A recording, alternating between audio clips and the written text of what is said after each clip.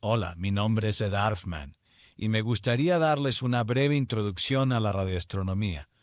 La radioastronomía obviamente es el uso de un radio para sintonizar el universo. De hecho, hace poco más de una década, más del 65% de nuestro conocimiento del universo fue proporcionado por la radioastronomía. La astronomía es una ciencia antigua, o al menos lo es ahora. Probablemente comenzó con los cazadores antiguos que necesitaban saber cuándo ocurrirían las migraciones. Al observar cuándo salían las estrellas en ciertos momentos del año y viajar a diferentes regiones, encontraban a sus presas. Por otro lado, los agricultores necesitaban saber cuándo plantar sus cultivos. Nuevamente, al observar cuándo salían las estrellas en ciertos momentos del año y plantarlos, tenían mejores cosechas. Como esos patrones eran predecibles y repetibles, conocían la fecha y por lo tanto sabían que era el momento de plantar sus cultivos o viajar a nuevos terrenos de caza. Dado el poder del conocimiento, este eventualmente se ocultó de las masas para que solo los jefes, sacerdotes y astrólogos supieran cómo predecir los cielos nocturnos y su influencia sobre nosotros. Avancemos hasta hoy y verás que la astronomía se ha convertido definitivamente en una ciencia y un pasatiempo científico que cualquiera puede disfrutar. Su uso para el poder y el misticismo ha disminuido. La física básica es bien conocida, entendida y accesible para todos. Solo haz una búsqueda en la web para entender la astronomía y obtendrás millones de páginas para ver y aprender. Para continuar con la lección de astronomía, a medida que la Tierra gira sobre su eje, en 24 horas, vemos a nuestra estrella más cercana, el Sol, salir y ponerse. Mirando hacia los polos de nuestro planeta, podemos observar fácilmente las estelas de estrellas que son famosas en fotografías como esta. Orbitamos alrededor del Sol en un año y al hacerlo comenzamos a adentrarnos en la astronomía real. A medida que la Tierra orbita alrededor del Sol, las estrellas de fondo cambian de posición a una hora determinada del día. Este cambio constante es lo que debemos ajustar para recopilar información y compartirla de manera coherente. Aquí es donde entran en juego las cartas estelares. Se han creado cartas estelares estándar a lo largo de los años. Hacerlos utilizables por todos. Se ha aceptado una convención de tres elementos. Primero, directamente arriba del ecuador de la Tierra es 0 grados. Directamente arriba del polo norte es 90 grados norte. Segundo, en el equinoccio de primavera o vernal, la línea directamente de norte a sur, apuntando directamente al sol, se declara como el ángulo de 0 horas. Tercero, el observatorio de Greenwich en Inglaterra se define como el punto cero para la longitud. Al conocer estos tres elementos, una ecuación simple convertirá desde la ubicación actual del observador y la fecha y hora a lo que estaría sobre su cabeza usando cualquier carta estelar. Esto permite que todos los observadores estén de acuerdo sobre dónde están mirando en el cielo nocturno y, por lo tanto, puedan comparar notas sobre lo que observan allí. Entonces, ¿qué hay ahí arriba? Desde lo más pequeño hasta lo más grande tenemos gas. En promedio, alrededor de un átomo por centímetro cúbico. Cuerpos pequeños como polvo y meteoritos que podrían encontrarse en la cola de un cometa. Cuerpos más grandes como el propio cometa, asteroides, planetas como el planeta Tierra. Estrellas como nuestro Sol, grandes nubes como la nebulosa de la Hélice, galaxias como la galaxia de Andrómeda. Con la excepción de la nebulosa de la Hélice, todos estos tipos de objetos son visibles a simple vista. Cabe destacar que cada uno de estos está cambiando constantemente. Los cometas se iluminan y se atenúan en su camino a través del sistema solar interior. Las manchas solares aparecen y desaparecen. Las nebulosas están formando nuevas estrellas o son el resultado de estrellas que están muriendo. Las galaxias colisionan. Cada vez que observamos algo, puede ser la primera vez que se haya observado.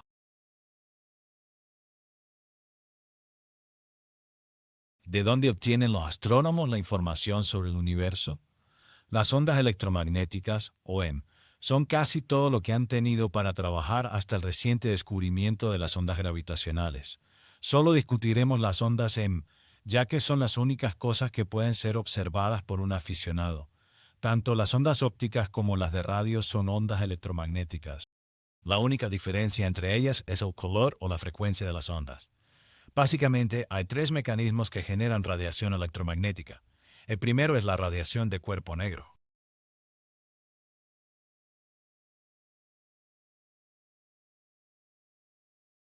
Para un sólido, Todo lo que esté por encima del cero absoluto emite energía en un rango de frecuencias. Si tu receptor es lo suficientemente sensible o tu fuente está lo suficientemente cerca, entonces puedes captar esa radiación. Esto significa que en la Tierra podemos sentir el calor del sol en un día de verano. Esa es la buena noticia. La mala es que las curvas o la intensidad disminuyen por un dividido por la longitud de onda multiplicada por sí misma 5 veces. En otras palabras, captar radiación de cuerpo negro que no provenga del Sol o de algo en la Tierra con un receptor de radio es casi prácticamente imposible para un aficionado. Un segundo tipo de fuentes son las emisiones elementales o cuánticas.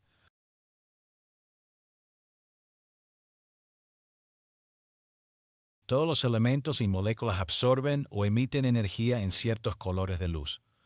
Por lo tanto, si un elemento se excita de alguna manera, emitirá luz en ciertos colores. Si no está excitado, pero la luz de ese color incide sobre el elemento, absorberá la luz y la retransmitirá más tarde en una dirección aleatoria. Aunque este gráfico muestra las líneas ópticas de varios elementos, hay una lista considerable de frecuencias de radio que las moléculas emiten y que son importantes para la radioastronomía. De hecho, aquí hay una parte de esa tabla. Esto es solo una pequeña parte de una larga lista de frecuencias elementales y moleculares que son importantes para la radioastronomía. Observa que bastantes de estas frecuencias están fácilmente dentro del rango del equipo que está comúnmente disponible. Solo necesitas suficiente sensibilidad para detectar la emisión y un lugar lo suficientemente tranquilo para que las emisiones humanas no ahoguen estas señales. La línea de hidrógeno mencionada anteriormente es accesible incluso para el principiante con el equipo más modesto. Bien, para aquellos que tomaron química en la escuela secundaria o en la universidad, podrían recordar las diversas series de emisión del hidrógeno, las series de Lyman, Balmer y otras. Ninguna de estas series llega a 1 y 4 GHz, que es una frecuencia bien conocida en la radioastronomía para el hidrógeno. Entonces, ¿de dónde proviene esa emisión?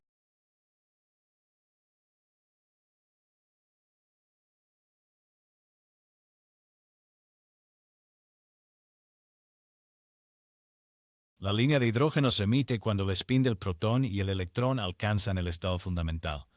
Tiene una vida media, cuando la mitad de los átomos han alcanzado su estado fundamental, de aproximadamente 11 millones de años.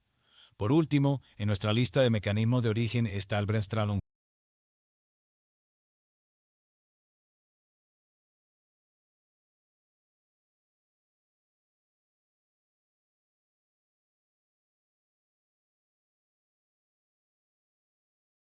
Bremsstrahlung, o radiación de frenado, ocurre cuando una partícula cargada, como un electrón, se ve obligada a cambiar su dirección ya sea por otra partícula cargada o por un campo magnético. Un ejemplo de esto es cuando los electrones en el viento solar son desviados por los campos magnéticos de los planetas. La radiación sincrotrón, que es solo otra forma de Bremsstrahlung, ocurre cuando los electrones relativistas están en un campo magnético débil. Este tipo de radiación se detecta desde Júpiter en el rango de 20 MHz como parte del proyecto Radio Jove. Cuando sumas todas estas diversas fuentes, descubres que las señales de radio generadas por el cosmos varían con la frecuencia, y puedes notar que a frecuencias bajas no necesitas equipos tan sensibles para escuchar fácilmente el cosmos. Observa que a unos 73 MHz el ruido galáctico es muy alto y nuestra atmósfera es relativamente silenciosa. Esto facilita la observación en esta región. Lamentablemente, aquí también es donde operan muchos transmisores terrestres, así que observar en este ángulo es un desafío, pero no imposible. El agujero de agua, que es donde se encuentra la línea de hidrógeno a 1 y 4 GHz, es fácil de identificar en este gráfico como un área de bajo ruido tanto de interferencias cósmicas como terrestres. El agujero de agua es observado por los diversos estudios SETI para intentar encontrar vida en otras partes del universo. Ahora prácticamente hay otra razón para que la radioastronomía observe el cosmos. Este es el centro de nuestra galaxia en varias longitudes de onda. Como puedes ver, diferentes longitudes de onda ofrecen diferentes vistas del mismo objeto. Cada banda tiene sus ventajas y desventajas. Esto ilustra la insensatez de pensar que lo que vemos con nuestros ojos es todo lo que hay que saber sobre nuestro universo.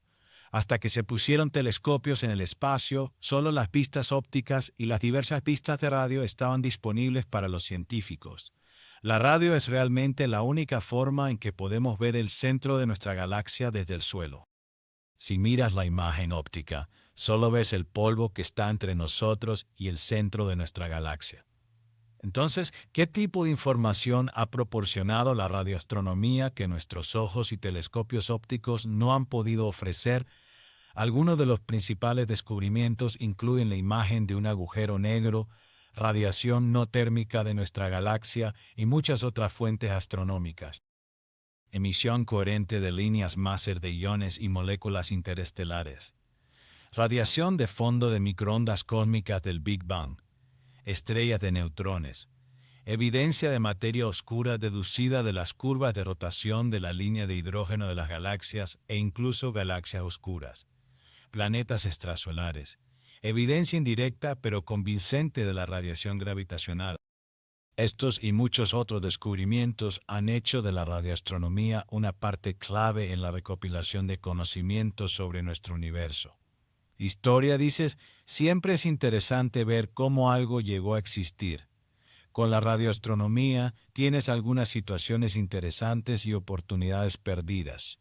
Carl Jansky es reconocido como el padre de la radioastronomía. Trabajando para Aramper-Senti, se le asignó la tarea de averiguar si la radio de onda corta podría usarse para comunicaciones transatlánticas. Encontró 3 fuentes de ruido que interferirían con estos planes. De origen humano, como los sistemas de encendido de los automóviles de la época, de origen natural en la Tierra, como las tormentas eléctricas, y un leve y constante siseo de origen desconocido. Al principio pensó que era el sol, pero usando esta antena, descubrió que la fuente de ruido se repetía cada 23 horas y 56 minutos, no cada 24 horas, y que la fuente más fuerte estaba en la constelación de Sagitario. Publicó los resultados en 1932. Aunque quería seguir investigando su descubrimiento de que el universo era una fuente de radio, y propuso un plato de 100 pies a Aramper-Senti, Aramper-Senti no estaba interesada y debido a su mala salud tuvo que abandonar su descubrimiento y pasar a otras tareas. Su trabajo y visión son honrados por la comunidad al declarar que la unidad de medida de potencia en radioastronomía sería el Jansky. Una réplica de esta antena se encuentra en los terrenos del observatorio de Green Bank. Grote Rever era un operador de radioaficionado y trabajó para varios fabricantes de radios diseñando receptores. Descubrió algunos trabajos de Carl en 1932 y se inspiró para construir su propio radiotelescopio en el patio trasero de su madre. Construyó esta antena parabólica de 31 pies y comenzó a observar el cielo. Por cierto, este telescopio actual está en el observatorio de Green Bank. Comenzó observando a 3300 MHz, luego a 900 MHz y no pudo observar nada, pero después de cambiar a 160 MHz tuvo éxito. Los picos en estos gráficos son sistemas de encendido de coches. Pero la parte inferior de las curvas mostraba el contorno de la Vía Láctea y la posición del Sol. Aunque estos gráficos eran interesantes, la gente se relaciona más con imágenes. Así que tomó muchas curvas y comenzó a hacer gráficos de contorno. Estudió el cielo y produjo el primer mapa de la Vía Láctea en frecuencias de radio. Se construyeron algunos observatorios, pero la Gran Depresión y la Segunda Guerra Mundial inicialmente interfirieron. Después de la Segunda Guerra Mundial, los astrónomos se preocuparon por otros temas y pensaron que la mayoría de las emisiones serían de naturaleza térmica, y por lo tanto la radioastronomía no añadiría mucha información. Por lo tanto, dado que los telescopios ópticos tenían una mayor resolución, al menos en ese momento, se pensaba que se podía aprender todo de los telescopios ópticos. Sin embargo, en la década de 1960 eso cambió. Un evento a principios de los años 60 involucró a Martin Schmidt, quien estaba utilizando tanto telescopios de radio como ópticos para medir los espectros ópticos asociados con fuentes de radio. Encontró algunos objetos de radio muy brillantes en el cielo, pero inicialmente no pudo encontrar un objeto óptico brillante para asociar con la fuente. Tuvo que usar un telescopio de 200 pulgadas en el Monte Palomar para encontrar sus fuentes. Un objeto que encontró en el Monte Palomar era un objeto cuasi estelar que tenía propiedades notables, como un corrimiento al rojo muy alto. Lamentablemente, los radiotelescopios de la época tenían una resolución angular muy baja, por lo que los diversos astrónomos no estaban convencidos de que el objeto encontrado ópticamente fuera el mismo que la fuente del objeto de radio. Afortunadamente, este objeto 3C273 iba a ser ocultado por la Luna 5 veces en los próximos años. Por lo tanto, al monitorear el tiempo exacto en que desaparecía y reaparecía, sabían su ubicación en el cielo. Luego encontraron definitivamente el objeto óptico, pero surgió mucha confusión sobre qué eran estas cosas y qué tan lejos estaban. Los astrónomos finalmente decidieron que los objetos debían estar muy lejos. El único objeto distante que coincidía con las observaciones era un agujero negro supermasivo que estaba activamente alimentándose. Esta fue la primera galaxia de radio reconocida. Accidentalmente descubierta por Arno Penzias y Robert Wilson, la radiación de fondo de microondas cósmicas fue inicialmente considerada como ruido debido a excremento de paloma en la antena. Midieron una temperatura de aproximadamente 3 Kelvin donde quiera que apuntaran su antena. Los defensores del universo en estado estacionario calcularon que una temperatura de 2 Kelvin resultaría de la dispersión de la luz estelar como un espectro no térmico. Después de tomar más mediciones, se demostró que la radiación seguía una curva de cuerpo negro térmico. Esto fue parte del conjunto de trabajos que transformaron el Big Bang de una broma en el principal candidato para explicar cómo se creó y evolucionó el universo. En 1967, en Cambridge, Inglaterra, Jocelyn Bell Burnell estaba estudiando bajo la supervisión del Dr. Anthony Wish. El Dr. Wish estaba investigando el centelleo de las ondas electromagnéticas en el medio interestelar. Hizo que la señora Burnell supervisara la construcción de un radiotelescopio con más de 2,000 antenas dipolo y recopilara los datos de ese telescopio. Mientras estudiaba los datos, la señora Burnell encontró algo extraño. Recuerden que en ese momento se usaban registradores de gráficos de pluma para registrar los datos, por lo que había miles de pies de gráficos que revisar cada día. Una fuente cósmica estaba produciendo pulsos a una tasa de un pulso cada pocos segundos. La señora Burnell llevó esto a la atención del Dr. Wish. Esta fuente fue designada LGM1 por Lily Green-Menung. Después de alguna reflexión, el Dr. Wish decidió que la fuente era en realidad lo que hasta ese momento había sido una teoría marginal de Fritz Zwicky, un pulsar. El Dr. Wish continuó recibiendo el premio Nobel que compartió con Fred Hoyle. Hoyle criticó duramente a Wish y al Comité Nobel por dejar a Jocelyn fuera del premio. Sin embargo, en sus propias palabras, creo que se devaluarían los premios Nobel si se otorgaran a estudiantes de investigación, excepto en casos muy excepcionales, y no creo que este sea uno de ellos. Avancemos 50 años, y la señora Burnell recibió el premio Breakthrough el 6 de septiembre de 2018 por su participación en el descubrimiento de los púlsares y su vasta liderazgo en el campo de la astronomía. Entonces, ¿qué es un púlsar?, te preguntarás. Los púlsares son los restos de una gran estrella que explotó. La mayor parte de la estrella se dispersa para formar una nebulosa. El núcleo de la estrella se comprime hasta convertirse casi en nada más que neutrones. Estas estrellas tienen aproximadamente el tamaño de una gran ciudad, unos 16 kilómetros de diámetro. Emiten radiación en forma de haces debido a las partículas que se mueven a lo largo de las líneas del campo magnético hacia los polos. Esta radiación puede ser excepcionalmente brillante y, debido a la rotación de la estrella, puede aparecer como un destello hasta casi 1,000 veces por segundo. Por lo tanto, la estrella emite energía en esa radiación dirigida y, por lo tanto, se llama púlsar. Un púlsar que gira lentamente es B1933 más 16, que gira aproximadamente 3 veces por segundo.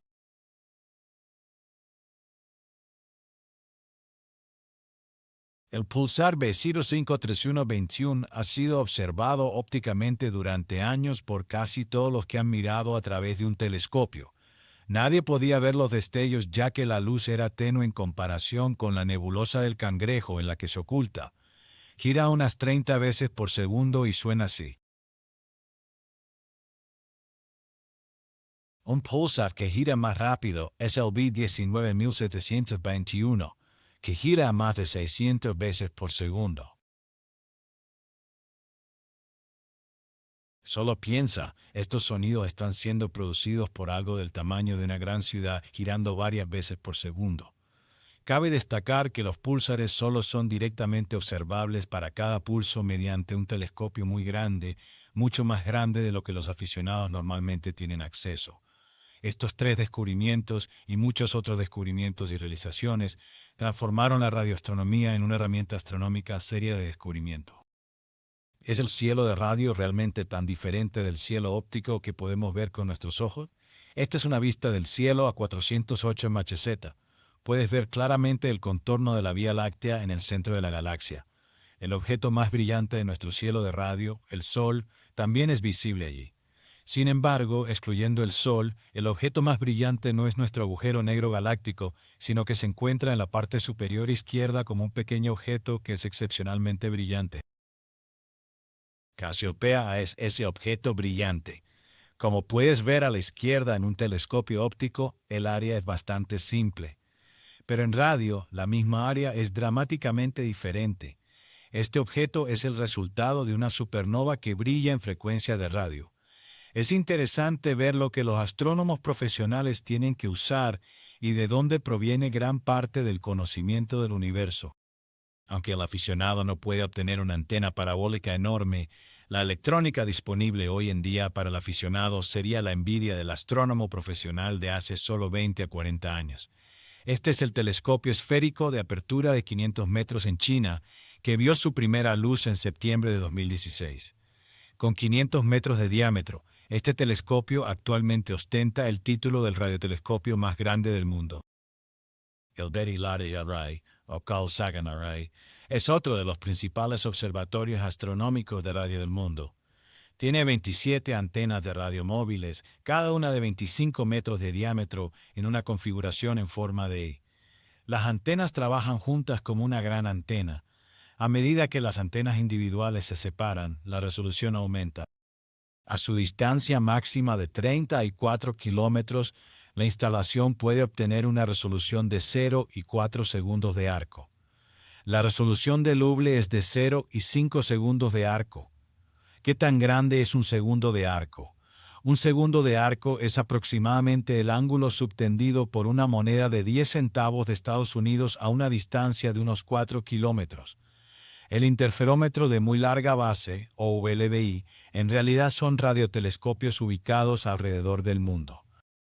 Juntos funcionan como lo hace el BLA y crean un telescopio que tiene casi el diámetro de la Tierra. Mediante el uso creativo de las distancias entre los diversos telescopios y una gran cantidad de poder computacional, el VLBI tiene una resolución de 170 microsegundos de arco. Así es como los profesionales obtuvieron su imagen del horizonte de eventos de un agujero negro en 2019 y aprendieron más sobre los campos magnéticos en 2021. Los astrónomos también han estado utilizando estos telescopios para llevar las ecuaciones de Einstein al límite.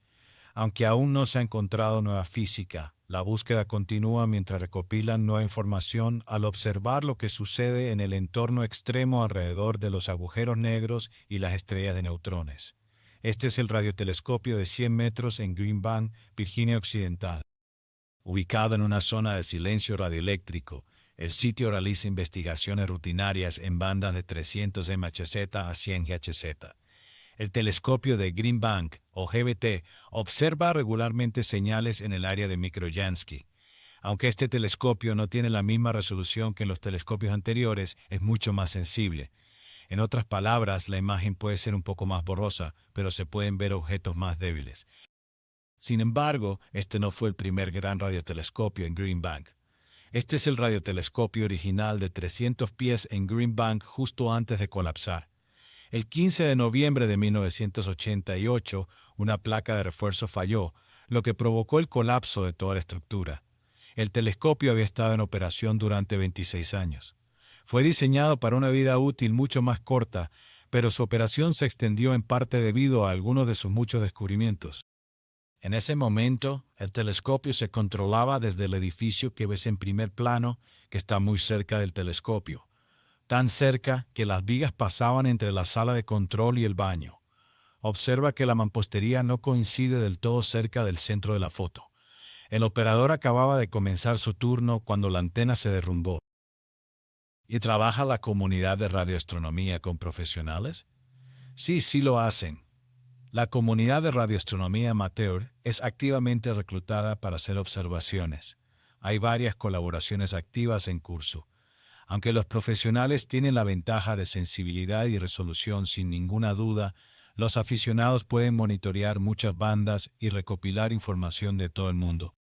Dos de las colaboraciones más notables son el programa SuperSeed y el programa Radio Jove, que se encuentran en las bandas SLF y HF de este gráfico. El aficionado puede observar en cualquiera de las bandas mostradas. SuperSeed y Radio Jove son excelentes proyectos para iniciarse en la radioastronomía. La observación en la banda SHF se puede realizar de manera limitada y muy económica a través del pequeño radiotelescopio. Observar el hidrógeno neutro a 1I4 HZ es un poco más desafiante que estos proyectos, pero en algunos aspectos más gratificante. En las bandas HF y SLF usamos la ionosfera a nuestro favor. Como pueden atestiguar los oyentes de onda corta, la ionosfera crea una guía de ondas que mantiene las señales de baja frecuencia atrapadas entre la Tierra y la ionosfera. Cada vez que la ionosfera reacciona al viento solar del Sol, la altura a la que se reflejan las ondas cambia. Si tuvieras un transmisor para monitorear, podrías simplemente monitorear la intensidad de su señal para detectar cambios en la ionosfera. Afortunadamente, existen varios transmisores en todo el mundo que son extremadamente poderosos y se utilizan en frecuencias súper bajas. Normalmente, estos transmisores se utilizan para comunicarse con submarinos. No necesitamos entender lo que están transmitiendo. Solo necesitamos saber cuán fuerte es la señal que estamos recibiendo de ellos. Esa premisa permite que SuperSeed, un programa de Stanford, recopile información sobre interferencias ionosféricas repentinas.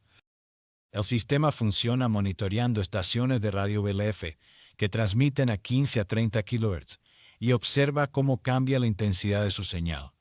Cada vez que la ionosfera de la Tierra es perturbada por el viento solar, la intensidad de la señal cambia. El sistema es fácil de poner en línea para la recolección automática de datos y su carga a Stanford. El receptor viene preensamblado y crear la antena es muy fácil. Técnicamente, el receptor es solo un amplificador operacional de muy bajo ruido y la tarjeta de sonido en la mayoría de las PC. La antena es una simple antena de bucle. Con esa configuración, personas de todo el mundo están enviando gráficos como estos para investigaciones profesionales. Estos gráficos se hicieron con la intensidad de la señal de un transmisor de 24 kHz en varios días en una ubicación determinada. La intensidad de la señal es un reflejo directo de lo que el Sol ha hecho a nuestra atmósfera. La observación del universo radiofónico muestra los efectos indirectos del Sol y el cosmos sobre nuestro planeta. Arriba a la izquierda, un día claro sin erupciones solares. Arriba a la derecha, un día con varias erupciones grandes, siendo estas M1, 6 y M2. 3 erupciones, respectivamente. La señal cambia muy rápidamente y en el transcurso de 1 o 2 horas la señal se recupera. Con el gráfico en la parte inferior, ese día se observó una increíble erupción X14. 4. La atmósfera tardó casi todo el día en recuperarse del efecto de esta erupción. Como nota, la persona que montó este sistema en realidad tiene los gráficos invertidos de la forma en que la mayoría de los gráficos suelen mostrarse. Cuando volteas el gráfico, obtienes una bonita aleta de tiburón. Otra forma de monitorear los efectos indirectos del cosmos en nuestra atmósfera es escuchar estaciones de FM rebotando en las estelas de meteoritos. Una sola antena, ya sea de FM o de TV, es todo lo que realmente necesitas. Básicamente, apuntas tu antena hacia una estación de radio que no deberías poder recibir y esperas a que un meteorito ionice la atmósfera y proporcione una breve señal reflejada. Esto se puede hacer con un equipo de radioaficionado UHF o un SDR.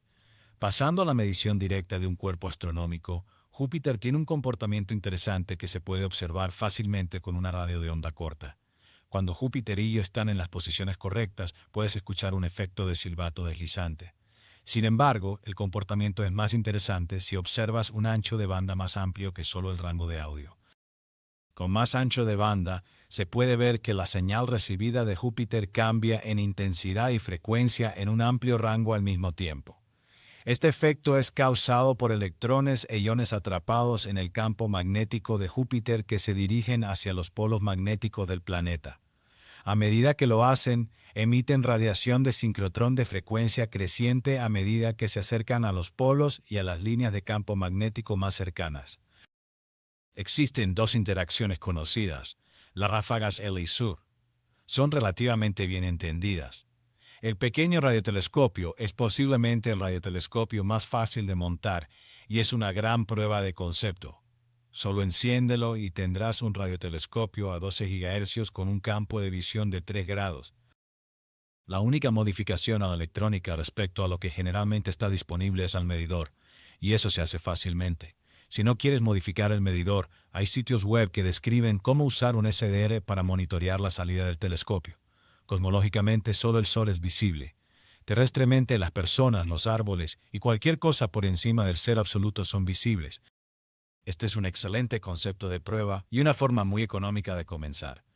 Las personas que han comenzado con estos han pasado a tomar la bocina de alimentación de esto y colocarla en un telescopio más grande para obtener un campo de visión más pequeño y mayor sensibilidad. La NASA inició el proyecto Radio Jove para monitorear el sistema joviano y hoy en día sigue recopilando y analizando datos de cientos de sitios en todo el mundo. Un beneficio adicional es que esta investigación está proporcionando información sobre nuestra atmósfera aquí en el planeta Tierra. Las ráfagas no siempre se registran en todos los sitios a pesar de estar relativamente cerca. Ahora se sabe que los bolsillos de ionización en nuestra atmósfera juegan un papel importante en este comportamiento y se están investigando activamente en cuanto a su causa y tamaño. El receptor que ves a la derecha es en realidad un kit que ensamblas como parte del proyecto. Personas de todo el mundo los obtienen, los ensamblan, construyen la antena y registran datos. Este es un receptor de conversión directa diseñado a medida por el equipo de Radio Jove. Una de sus principales características es la ausencia de control automático de ganancia. Ahora, si ya tienes una antena decamétrica y quieres cambiar de receptor, estarías bien encaminado. Si quisieras usar tu propio equipo, el sitio de Radio Jove también tiene consejos sobre cómo hacerlo. Escuchemos una ráfaga L.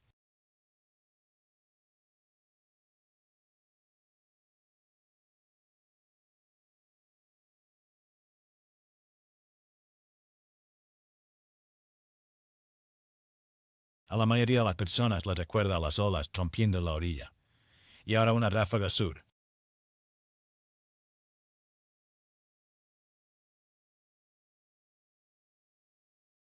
La mayoría de la gente recuerda el sonido de las palomitas de maíz explotando. Pero cuando estos estallidos se ralentizan, así es como suenan.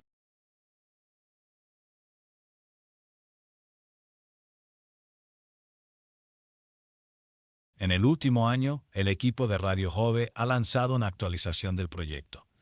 En lugar de recibir una banda estrecha de Júpiter, ahora están utilizando dongles SDR económicos para grabar una banda ancha de Júpiter.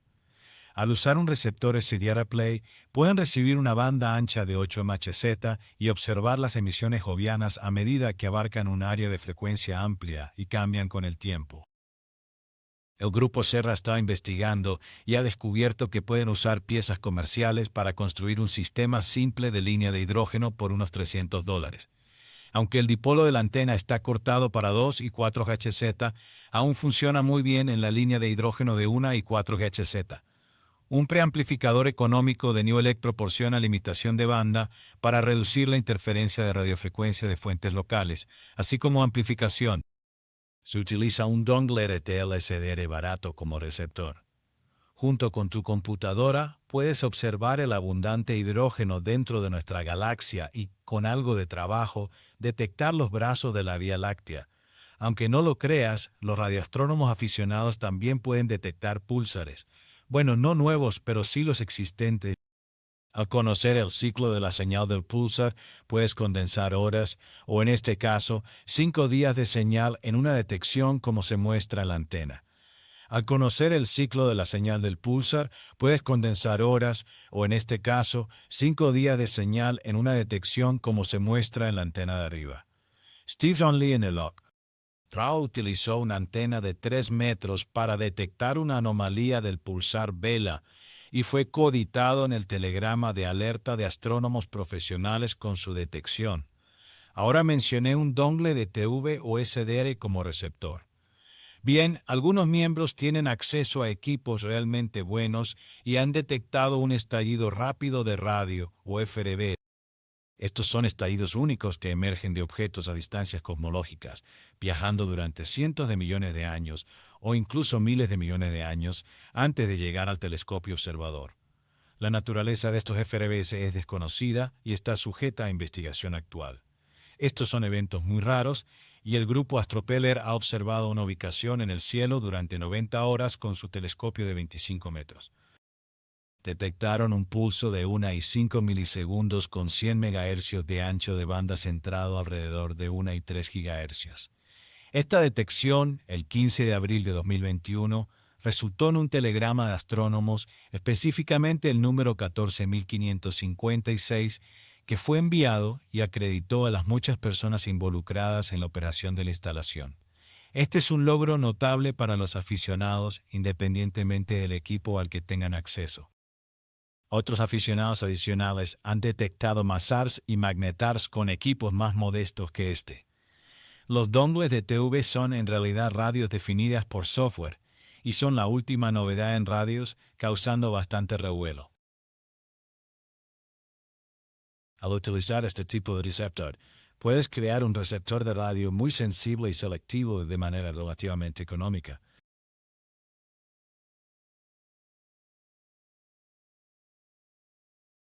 Neolec tiene varios SDR basados en un popular dongle de TV del lejano oriente. Los han mejorado con conectores SMA, que son más fáciles de conseguir. Reemplazaron el reloj con uno de 0 y 5 partes por millón, y una carcasa de aluminio para minimizar el ruido generado por la electrónica. Estos tienen un rango de frecuencia de aproximadamente 24 MHz a aproximadamente un 4 GHz. Con un costo entre 20 y 30, son extremadamente asequibles para comenzar en la radioastronomía. Dicho esto, estos no son los dispositivos más estables para un receptor. Están limitados a un digitalizador de solo 8 bits y tienen un ancho de banda limitado de solo 3 MHz. Dicho esto, siguen siendo buenos receptores para empezar. Es posible construir un radiotelescopio de línea de hidrógeno por poco dinero, posiblemente menos de 200. La forma más económica es con uno de los dongles SUSE para TV. Estos dongles tienen un ancho de banda amplio, lo cual es una ventaja en la radioastronomía, pero tienen una resolución, frecuencia y estabilidad de ganancia deficientes. Un paso adelante es el dongle Funkube, que se muestra aquí. Por unos 200, tiene una resolución y estabilidad de ganancia mucho mejores, pero el ancho de banda es muy estrecho en comparación, solo alrededor de 192 kHz. Aquí se muestra un ejemplo de lo que alguien ha hecho con un Funkube. Esta es una exploración de un receptor Funkube. Tiene una detección clara del centro de la galaxia. La antena utilizada fue un plato de 3 metros con un bocina de alimentación de 4 GHz. Ahora, hay algunos pasos adicionales para el radioastrónomo serio. Este CDR tiene una resolución de 12 bits y casi 8 MHz de ancho de banda. También cuenta con varios pines programables para controlar equipos. Además, tiene un puerto que te permite funcionar con un reloj estándar, como uno que tal vez esté sincronizado con las señales GPS. Con un precio de alrededor de 170, este es un excelente CDR para usar. NuRadio es una pieza fundamental para cualquier uso de CDR, y su uso en la radioastronomía no es una excepción. Permite un diseño fácil de un receptor y luego el procesamiento en bruto de los datos. Aquí se muestra un ejemplo de esquema para realizar la recepción de pulsar. Hay una comunidad de software que acompaña todo el hardware en la radioastronomía. Aunque muchos paquetes han sido adaptados del ámbito profesional como Tempo, más de unos pocos han sido desarrollados dentro de la propia comunidad. En el lado comercial, algunos como Jim Sky tienen presencia y han publicado algunos de sus trabajos a precios muy razonables para que la gente los compre y use. Algunas de las utilidades de Jim incluyen radioeras, un programa de cartas estelares que presenta el cielo en radio en lugar de óptico. Radioskip es un estándar utilizado por muchos en Superseed, Radio Jove y muchos otros. El señor Sky también tiene algunos de sus trabajos disponibles de forma gratuita. Así que, incluso si no puedes instalar una antena y observar por ti mismo, hay otras oportunidades. Divulgación, ayudar con alguno de los programas. ¿Cómo empezar con la radioastronomía amateur? ¿Tienes un receptor de radio de onda corta? ¿Algún cable por ahí? Si es así, puedes sintonizar Júpiter y escuchar. Pero al igual que en la observación óptica, puedes comenzar con los objetos fáciles como Júpiter y progresar a observaciones más difíciles a medida que tus habilidades se perfeccionen. Como mencioné antes, puedes comprar un excelente CDR por menos de lo que algunas personas gastan en un solo ocular. ¿Es un problema la contaminación lumínica? Bueno, la buena noticia es que en la radioastronomía, la contaminación lumínica no es un problema en absoluto. De hecho, puedes observar las 24 horas del día. La mala noticia es que la contaminación por ruido eléctrico es posiblemente un problema aún mayor que la contaminación lumínica. Necesitas un área relativamente tranquila para instalar tu observatorio. Si visitas el sitio web de SARA, puedes encontrar ayuda para determinar si un lugar es adecuado, así como sugerencias para rastrear interferencias. Al igual que puedes hablar con tus vecinos sobre una luz exterior mal diseñada, es posible que tengas que dedicar tiempo a localizar aisladores de líneas eléctricas defectuosos, cercas eléctricas cercanas con aisladores malos, motores con arcos eléctricos, luces LED ruidosas. Aunque es un problema, todos estos son problemas que en realidad son más fáciles de resolver que una mala iluminación. La FCC es tu amiga, ya que la interferencia de radiofrecuencia es un delito sancionable, por lo que las grandes empresas se apresuran a cumplir. En el caso de motores con arcos eléctricos o luces LED ruidosas, estos son elementos que a menudo son un problema para el propietario. El ruido puede estar interfiriendo con su televisor o radio, por lo que pueden agradecerte por rastrear ese problema molesto. Diré que estos problemas son solucionables y por lo tanto no deberían impedirte comenzar. También hay muchos recursos de otros entusiastas y recursos en línea para ayudarte a encontrar y resolver estos problemas. Algunas reflexiones finales de la señora Burnell antes de terminar. Si asumimos que hemos llegado, dejamos de buscar, dejamos de desarrollarnos. Gracias por su tiempo. Espero haberles dado la información básica para empezar a pensar en la radioastronomía como un pasatiempo. Si visitan el sitio web de SARA y hacen clic en el menú de educación, pueden obtener mucha información útil. Además, hay mucha información en el sitio de Radio Joven.